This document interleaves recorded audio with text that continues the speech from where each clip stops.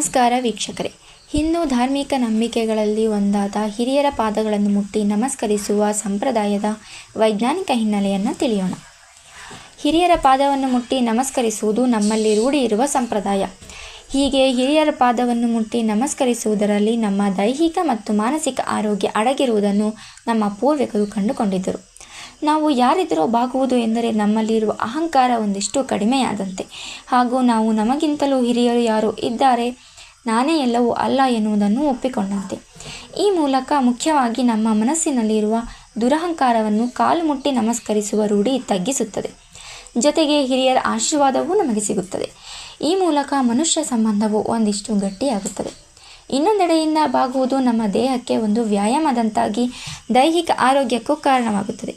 ಇದೇ ಕಾರಣದಿಂದಲೇ ದೇವಸ್ಥಾನಕ್ಕೆ ಹೋದಾಗಲೂ ದೇವರಿಗೆ ಬಾಗಿ ಉದ್ದಂಡ ನಮಸ್ಕಾರ ಮಾಡಬೇಕು ಎಂದು ಹೇಳುವುದು. ಇನ್ನು ಸ್ಪರ್ಶ ಸಹಜವಾಗಿಯೇ ನಮ್ಮಲ್ಲಿ ಶಕ್ತಿ ಸಂಚಾರಕ್ಕೆ, ಚೈತನ್ಯವನ್ನು ತುಂಬಲಿಕ್ಕೆ ಕಾರಣವಾಗುತ್ತದೆ. ಅಂದರೆ ಹಿರಿಯರ ಹೆಬ್ಬೆರಳುಗಳನ್ನು ನಾವು ನಮ್ಮ ಕೈಗಳಿಂದ ಸ್ಪರ್ಶಿಸುವುದರ ಮೂಲಕ ಹೊಸ ಹುರುಪು ಪಡೆಯುತ್ತೇವೆ.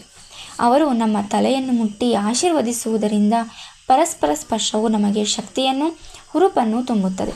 ಆದ್ದರಿಂದ ಹಿರಿಯರಿಗೆ ನಮಸ್ಕರಿಸುವ ಸಂದರ್ಭ ಬಂದಾಗ ಅವರ ಕಾಲಿಗೆರಗಿ ನಮಸ್ಕರಿಸಿ.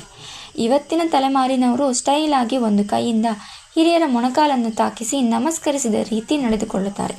ಇದೇ ರೀತಿಯ ಸುದ್ದಿಗಳಿಗಾಗಿ ನೀವು ನೋಡ್ತಾ ಇರಿ ನಮ್ಮ ಚಾಲುಕ್ಯ ಟಿವಿ.